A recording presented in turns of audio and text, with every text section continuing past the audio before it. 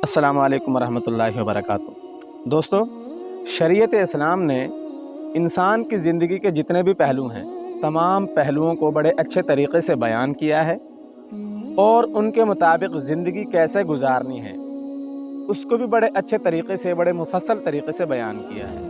इंसान के पैदा होने से लेकर इंसान की वफ़ात तक तमाम मराहिल को शरीयत इस्लाम ने बड़े अच्छे तरीक़े के साथ उनकी तशरीह की है।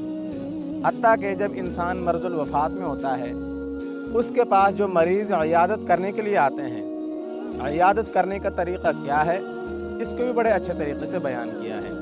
मेरे दोस्तों, आज इयादत करने के बारे में एक बेहतरीन वाक़या आप लोगों को बतलाऊँगा।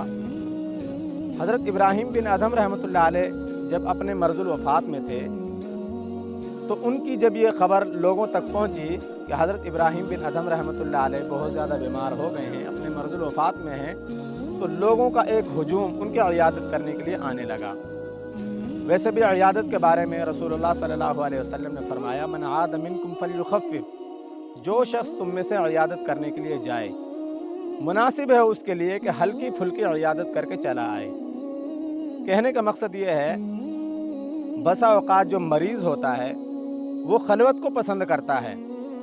जो काम वो लोगों के सामने अदा नहीं कर सकता, उन कामों को वो तन्हाई के अंदर अदा करता है। मिसाल के तौर पर क़ज़ाए हाजत करना, अपने कपड़ों को तब्दील करना, लोगों के सामने इन कामों को मरीज़ नहीं कर सकता और खलवत उसके लिए इंतहाई ज़रूरी होती है, जिसके अंदर मरीज़ अपने तमाम कामों को सरअंजाम देता है। बहरहाल हज़रत इब्राहीम बिन अदहम रहमतुल्लाह अलैह अपने बिस्तर पर लेटे हुए थे, तो एक शख्स हज़रत इब्राहीम बिन अदहम रहमतुल्लाह अलैह की इयादत करने के लिए आया। वो ऐसा अल्लाह का बंदा था, इयादत करने के लिए आया और वो ऐसा जमकर बैठा कि उठने का नाम ही नहीं लेता था। और इसी तरह बहुत सारे लोग हज़रत इब्राहीम बिन अदहम रहमतुल्लाह अलैह की इयादत करने के लिए आते और मुख्तसरन इयादत करके वापस चले जाते। लेकिन ये अल्लाह का बंदा ऐसा था जो वहाँ पर बैठ गया और जाने का नाम ही नहीं लेता था। हज़रत इब्राहीम बिन अदहम रहमतुल्लाह अलैह ये चाहते थे कि कब ये शख्स यहाँ से जाए और फिर खलवत के अंदर हज़रत इब्राहीम बिन अदहम रहमतुल्लाह अलैह अपने क़ज़ाए हाजत से फ़ारग़ हो लें, अपने कपड़ों को तब्दील कर लें, लेकिन ये शख्स जाने का नाम ही नहीं लेता था। और जब ये शख्स वहाँ से नहीं उठा, तो हज़रत इब्राहीम बिन अदहम रहमतुल्लाह अलैह फरमाने लगे, मर्ज़ की तकलीफ़ तो अपनी जगह पर है, लेकिन इयादत करने वाले का जो हुजूम मेरे पास आता है, उन्होंने मुझे अलहदा परेशान कर रखा है।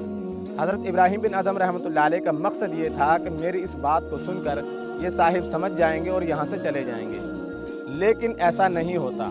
वो शख्स वहीं पर बैठा रहता है और आगे से हज़रत इब्राहीम बिन अदहम रहमतुल्लाह अलैह को कहता है, हज़रत अगर आप मुझे इजाज़त दें तो मैं दरवाज़े को अंदर से बंद कर दूँ। हज़रत इब्राहीम बिन अदहम रहमतुल्लाह अलैह फरमाने लगे, हाँ भाई, दरवाज़े को बंद करते जाना, लेकिन अंदर से नहीं, आपने दरवाज़े को बाहर से बंद करना है। तो मेरे दोस्तों, इस वाक़े को बतलाने का मकसद ये है, अल्लाह रब्बुल इज़्ज़त ने हमारी इस ज़िंदगी को बहुत ही ज़बरदस्त, बहुत ही प्यारे रिश्तों के साथ इसको जोड़ा हुआ है। बहुत मर्तबा ऐसा होता है कि आप अपने रिश्तेदारों के पास इयादत के लिए जाते हैं और बसा औक़ात ऐसा होता है कि वो आपके पास इयादत करने के लिए चले आते हैं। इयादत करने का जो मकसद होता है, वो मकसद ये होता है कि इसके ज़रिए से मरीज़ को राहत पहुँचाई जाए, ना कि उसको तकलीफ़ पहुँचाई जाए।